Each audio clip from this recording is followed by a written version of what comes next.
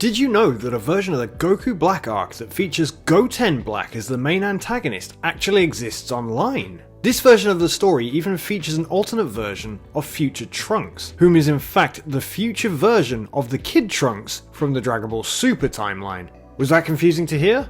Well, that and more will be explained in this video. The Goku Black arc of Dragon Ball Super was mostly a fantastic story, but would it have been better had it had Goten featured as the main antagonist of the arc? It's important to preface before we get into it that this isn't supposed to be the Goten from Trunks' future in Dragon Ball Z that never existed. This also isn't future Trunks from Dragon Ball Z. This is an entirely different future Trunks and an entirely different Goten from what we've seen. Don't let that discourage you though, you do know these versions. It'll make sense in a minute, I promise. We start off with more or less a recap of everything that's happened thus far in Dragon Ball Super, before we get to the very end of Dragon Ball Z, where we have Goku fighting Oob, and both of them flying off. Nothing has changed here, everything stays pretty consistent with everything that was established in the original manga run. It's just that as we go further and Trunks actually comes back into the past, that's when things get a little bit messed up and he actually changes the future for Dragon Ball Super going forward. That way we get our original ending, but Dragon Ball Super is free to do whatever it wants with the future of the series without being tied down to the original ending of Dragon Ball Z. But what's really interesting about this already is that it re-establishes another reason why this isn't going to flow into Dragon Ball GT. It gives us a reason for that timeline to exist separately from the one we're about to embark on. The only inconsistency I see here is that possibly Trunks needs to do a test run or something before this, because Kibito and Supreme Kai have already diffused by the time the Universe 6 tournament begins.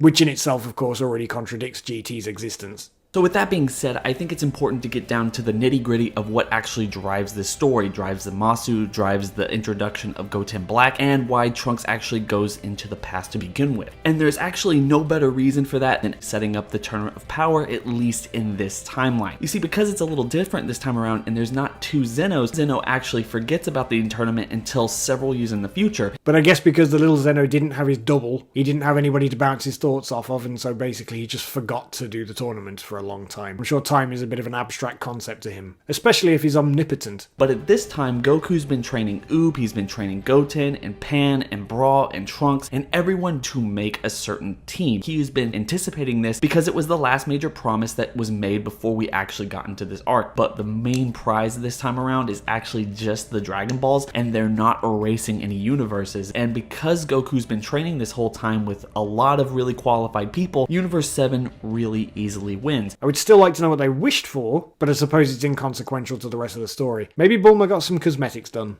And it's shown that Goku and Vegeta have this god power. Oob is incredibly strong, Pan and Brawl are strong as well. You have people like Zamasu, who probably at this point is taken over for Gowasu, looking down at Universe 7 with Saiyans having this god key, the ability to fight as gods, but they're mortals. And this is how Zamasu actually finds his resentment for Negan and the way that they treat the gods. They're basically spitting in their faces, creating and actually having power stronger than that of mortals, people like Jiren and Goku and Vegeta and everyone else. And that's when he starts to hatch his plan. But instead of Zamasu having the convoluted paradoxical hatred of Goku stem from Goku appearing and challenging Zamasu to a fight because of something Zamasu hadn't done yet, and later witnessing Goku and Hit fighting on GodTube courtesy of Gowasu, well done Gowasu, I wonder how long it took before that was copyright struck. We simply have Zamasu sparking a hatred for mortals based on what he's witnessing from the bleachers during the tournament by them using God Key and divine techniques during the Tournament of Power. You see, at this point in Dragon Ball Super, it's already been established that the Super Dragon Balls only exist in Universe 6 and 7. I think it offers an amazing chance for Zamasu to hatch his plan by sneaking into Universe 6 and slowly gathering the Super Dragon Balls over the course of several decades. To me, I think it would be somewhat of a dark joke to have him actually hang out on Universe 6's Earth. So going to Universe 6's Earth and gathering the Dragon Balls for several decades,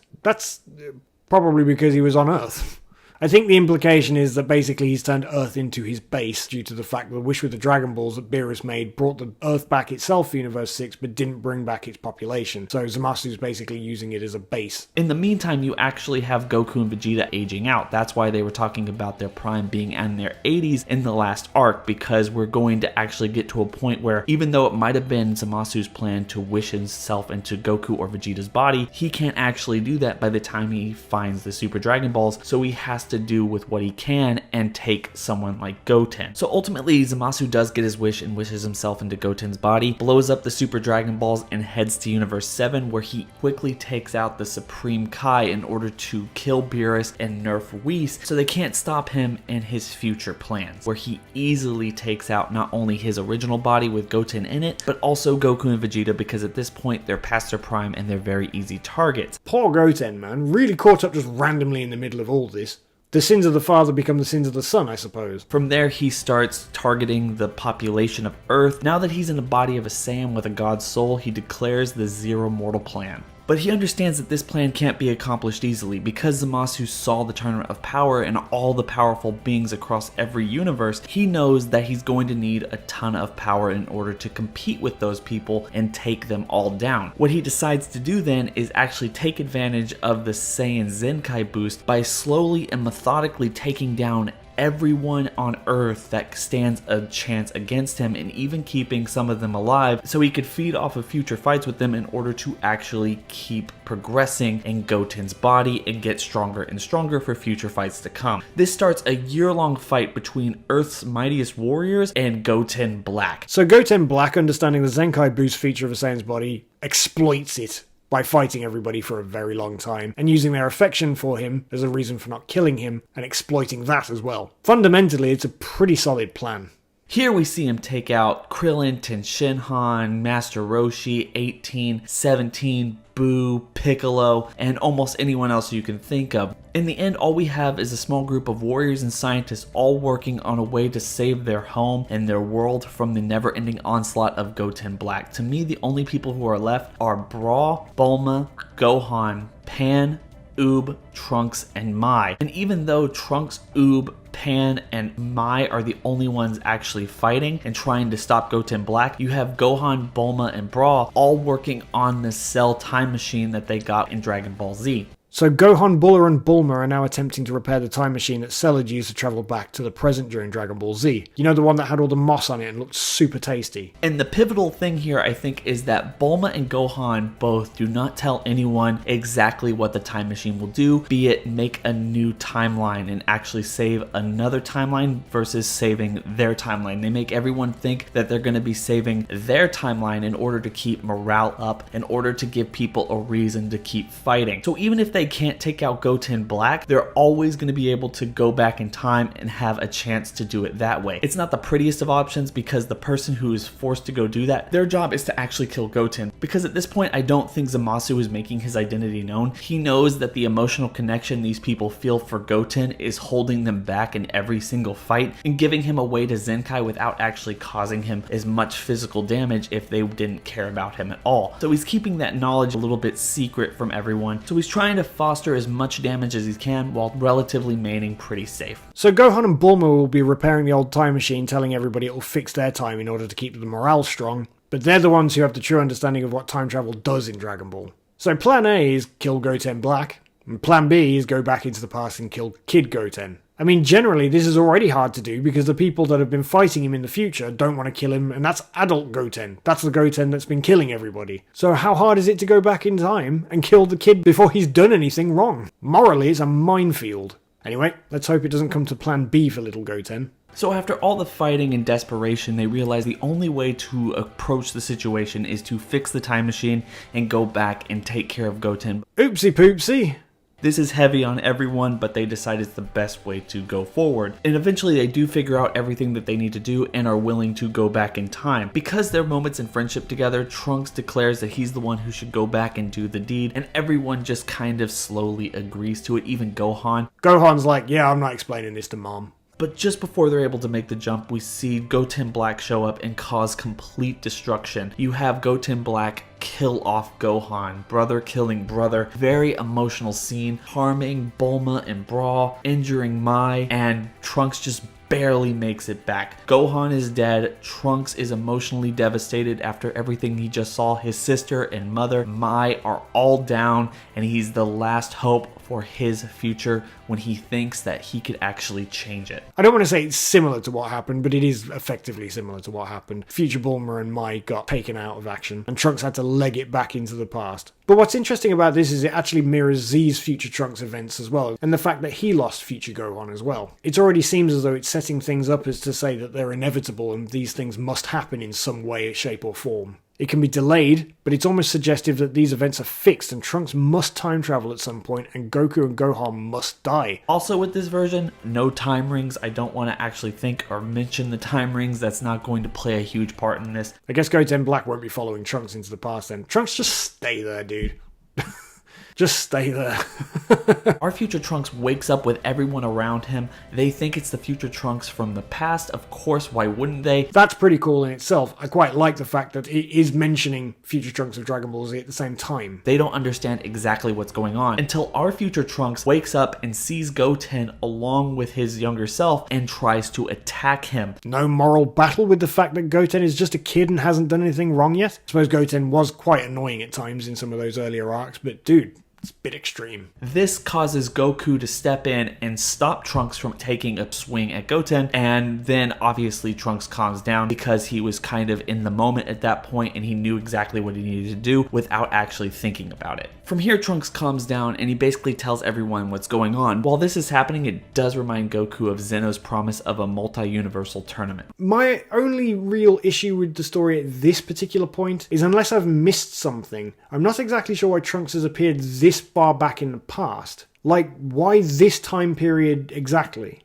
Because they're not certain what caused Goten to go off the rails, and they're not aware of Zamasu yet, why would they go back pre-Tournament of Power? Is it just because logic dictates that that's when things started to go south? Because Zamasu was gathering the Dragon Balls for decades, right? So that effectively means that it could have happened any time over those decades. So I feel like that part of the story might need a little bit of tightening up there. Or is it because they're just literally picking the time where it'd be easiest to kill Goten? No, I don't want him to put up a fight at all. I'm just going to go back and take him out when he's a child. Bulma quickly realizes that this isn't the future Trunks that they knew, this is their future. Both Beerus and Whis are here, and they're kind of mad about the whole time traveling aspect, but they are calmed down with food. Trunks doesn't have any extended training sequences with Vegeta because he's already been trained by Vegeta and he's already somewhat on Goku and Vegeta's level. What is important here is the relationship between Goten, Trunks, and Mai, the younger kid versions, because the future Trunks that we're looking at right now would have a little bit of apprehension towards Goten. This would lead the present day Trunks to shrug off Goten, essentially breaking their friendship, which is so important to this overall story. And this sucks so much for Goten because he's done nothing wrong, but in the future he's been body swapped and been killed as Zamasu. I'm not really sure who has it worse in this situation. Does future Trunks of Dragon Ball Z have it bad, or does Goten in this story have it bad? And it isn't really long until Trunks comes forward to Bulma with exactly why he came here and what he has to do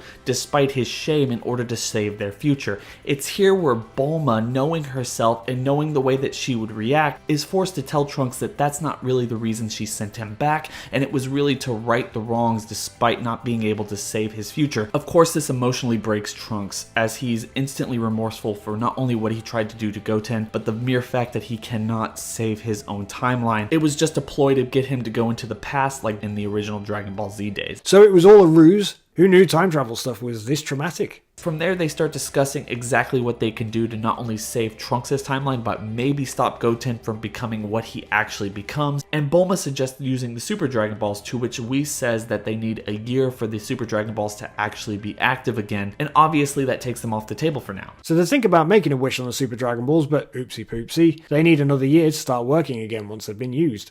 I'm assuming this wish is the one that Beerus made to revive the Earth at the end of the Universe 6 tournament, not to be confused with the fact that Universe 7 allegedly got a wish at the end of the tournament that happened in the future. We're not talking about that one. That wish was inconsequential, so it won't come up in the story again. It's with this that we suggest that they seek out help from Zeno and the Grand Priest in order to figure out whether or not Goten has a dark future ahead of him. They need to know for sure. But of course, Beerus is really apprehensive to this because of the whole time travel aspect, but Whis and everyone else calm him down with food again, and Goku, Beerus, and Whis end up taking Goten to go see the Grand Priest and Zeno. And of course, future Trunks has to stay behind because this is something that would tip off the Grand Priest and Zeno if they were to catch wind of everything that's going on, and time travel is strictly prohibited. So anyway, Goku, Beerus, Whis, and Goten make their way to go see the Grand Priest and Zeno, and this is something that is incredibly unheard of. You do not go and interrupt Zeno as he's in his playtime or anything else like that. So obviously this is something that would make its way around almost every universe. Universe 7 instantly gets on the map for doing this, and despite barging in and all the apprehension there, Goku instantly makes friends with Zeno yet again. Zeno and Goten have a really nice playing around session. It makes it even better because Goten has been feeling really apprehensive after Trunks has basically been giving him the cold shoulder this time, and he's found somewhat of a friend in Zeno. We get a real playful moment between them. Goku reminds Zeno of the Tournament of Power, and Zeno gets really excited about it yet again. And they do welcome the questions about Goten. The Grand Priest looks over Goten and he tells everyone that Goten is pure of heart, but for whatever reason his future is incredibly unclear, and even he can't really see exactly what's going on with Goten in the future. This kind of puts everyone in a weird position. Even the Grand Priest doesn't really know what to think about this, and as I said, this is something that really starts to get around. We make a very clear point that this is getting around to every single universe. This is something that just doesn't happen. That's a possibility, right? Why don't you just leave him there? Zeno didn't get a friend in this one, and because he likes Goku so much, Goten at this stage literally is a little Goku. Just take him. He's not doing anything else in the story. We've seen this. He doesn't do anything else in Super. Just leave him with Zeno. From there we cut to our future Trunks tossing and turning as he's having somewhat of a nightmare, and cutting back and forth between that and actual fights happening in the future between Pan and Oob and Goten Black. In fact, one of the things I think you could do is have it end almost identically to the scene in the History of Trunks where Pan loses her arm the exact same way that Gohan did. Make it really resonant to the exact same feeling of that special. As this scene plays out, it really feels like so much more of a nightmare for future Trunks until he's woken up by Vegeta, who really tries to calm him down, takes him into the gravity room so they can train and kind of calm their nerve. Now, I really like this bit, the idea that Vegeta calming Trunks down, taking him for some father-son time in the gravity chamber to help calm him down and focus. That's really cool. I really like this, because of course, you know, this is the Vegeta from Super. This is the one we know. This is the one that does have his caring side, that we see him occasionally cover Bulma's ears when loud noises are happening and all this kind of stuff. From there, we cut to the Supreme Kai being invited to Universe 10 in order to discuss the recent findings from Universe 7 going to see Zeno and the Grand Priest. The Supreme Kai and Gowasu, with Zamasu listening in, do talk about Universe 7, and the Supreme Kai does tell Gowasu everything he knows about Universe 7, how the Saiyans took out Majin Buu, how they met with Beerus, how the Saiyans became gods and used the Super Dragon Balls and the Dragon Balls to wish for all of these different things, bringing back people in the most selfless way possible. Great exposition, Supreme Kai. Thanks again for endangering everybody. But while Gowasu does take this to stride, we get to see Zamasu starting to turn his tide between mortals and gods. They shouldn't have the power to use God Ki or use the Dragon Balls in order to get what they want. They shouldn't have more power than the powers of the gods of creation or the gods of destruction. This diverges the timeline, and Zamasu starts becoming Zamasu way earlier on than he's actually supposed to be. And I think that this creates a really cool subplot for the future of this arc, where we have this current present Zamasu going over GodTube, watching all of the main things that we've seen throughout all of Dragon Ball. That's how he really starts to despise Goku, the Saiyans, the Dragon Balls, and everyone in Universe 7. He starts to hatch his plan way too early for the original timeline. To be honest, I'm becoming irritated hearing it. I get it, Zamasu. Yeah, it is kind of annoying. If you're a god, you're supposed to be keeping the balance of the universe in play. And then there are these idiots from Universe 7 whapping some golden balls out every time a baby gets a cold.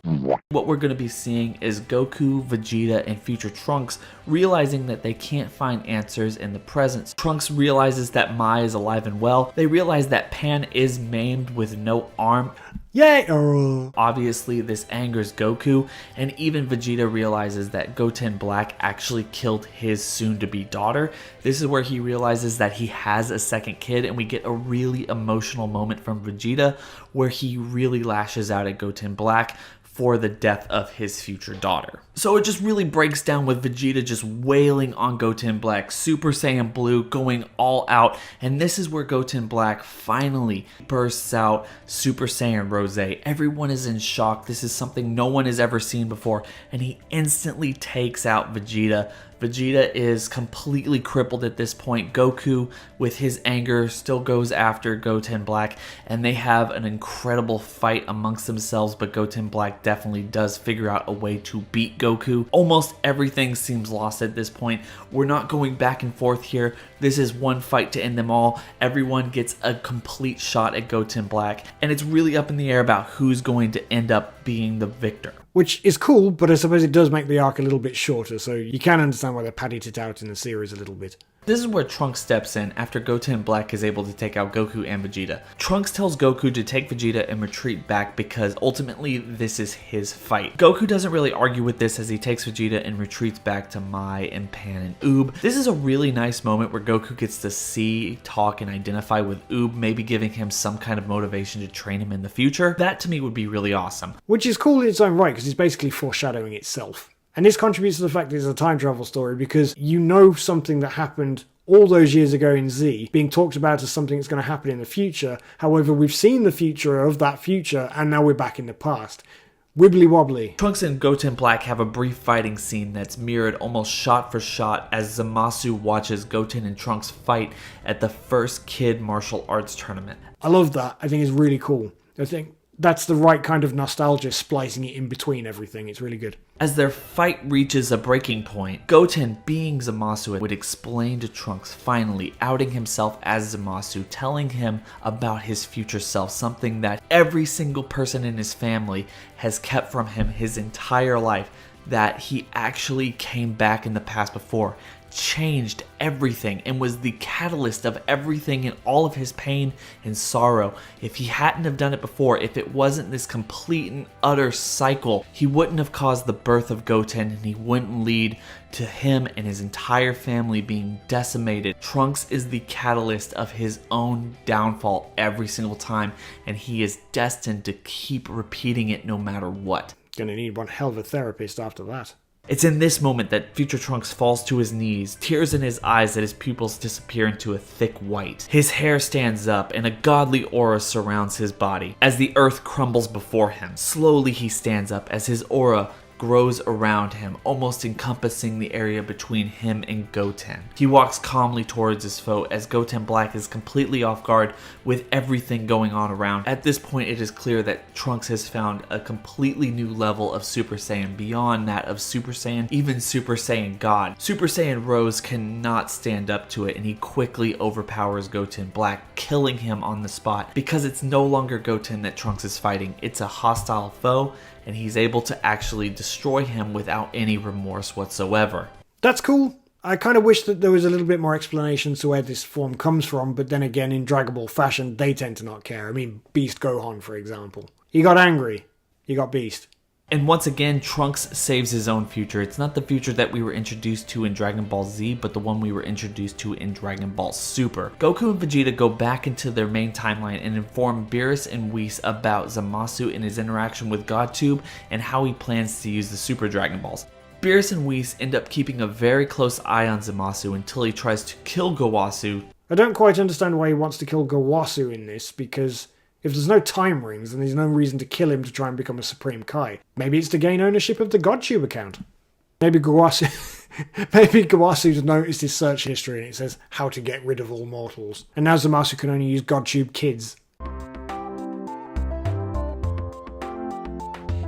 Reversing time and then going and destroying Zamasu, thus making a completely new timeline for the future of Dragon Ball Super and clearing it directly from the ending of Dragon Ball Z. In the end, Trunks and Goten definitely make up, and the entire arc ends when the Grand Priest comes to announce to every single universe that the Tournament of Power will be held as soon as the Super Dragon Balls are useful again. But instead of the tournament like we saw at the beginning of the arc, there is an additional rule that says if your team is eliminated during the Tournament of Power, your entire universe will be eliminated due to low mortal levels. To me, I think this is really cool because not only does this arc set up the Tournament of Power in a really interesting way, giving Zeno a reason to remember it, but it also adds a huge stake because Goku was not able to actually train Goten, Trunks, Brawl, Pan, Oob, and everyone else in order to actually be in the tournament. He wasn't the only one thinking about it, and he doesn't have the appropriate amount of time. But it does set up the Tournament of Power arc really nicely following the Goten Black arc. And for that I have to say that it does really bode the arcs together very well. It does feel like a story unit. It makes use of the Tournament of Power and it also makes use of the Goten Black stuff. So it puts them together and then you have a nice cohesive story unit. So even whilst you're watching the Tournament of Power unfold in the next arc, you will still be thinking of the stuff that happened in the Goten Black arc and in the future that we didn't see. The only thing is, I feel like some of this stuff would have to be spoken about but not actually visibly seen. So whilst we can see that this is what happens with Goten Black etc in the future, if we just suddenly just start watching the Tournament of Power before it happens, it kind of spoils the arc that's about to come. I don't know whether it's one of those things where we see what's happening and we work it out along, it's a mystery like the Goku Black arc was, and so we're seeing the Goten Black stuff, but that means that we only see one fight and hear everything from Trunks, which means that the arc is actually quite short. So we kind of have to see the Tournament of Power play out the way that it did in the future. But so it almost seems as though for a couple of episodes we're almost baited into believing that this is the future of Dragon Ball, and then suddenly we see it go back. So then we get back to the present a few episodes in and you're like, oh okay, now I get it. This is our Goku and Bulma and Vegeta, and the ones in the future that we just saw get really old and get really killed by Zamasu are the setup for this arc. All this comes from the man behind the YouTube channel the KRW Network, who's known as Mark. He formerly ran a Dragon Ball channel called Reel to Reel Productions, which then changed its name to R2R Productions. And whilst the content on the channel was mostly discussions between friends, Mark also did some amazing concepts, rewrites and scripts for Dragon Ball stories. I've asked him permission to react to these on the channel and to break down some of them and to create some more imagery etc for him, as you saw in this video, and we'll be doing this with some more of his great content in future. So please, if you enjoy his work, go check out his new content on the KRW Network, and his videos are still really well put together, so please go and check that out. And if you do, let him know in the comments section that Kanji sent you. Well anyway, that wraps up today's video. I hope you guys enjoyed it, and let me know in the comment section down below what you thought of the Goten Black arc. I thought it was a really interesting one. Like I say, I've got my few reservations on the length of the arc itself because I feel like it might have been over quite soon, but I do think that the actual arc itself would have told a very cool story, and it would have made the Tournament of Power feel a lot more involved in the rest of Dragon Ball Super's ongoing story. So please, if you enjoyed the video, give it a like, remember to subscribe for more Dragon Ball content in future, and I'll catch you in the next video. So, until we meet again, bye!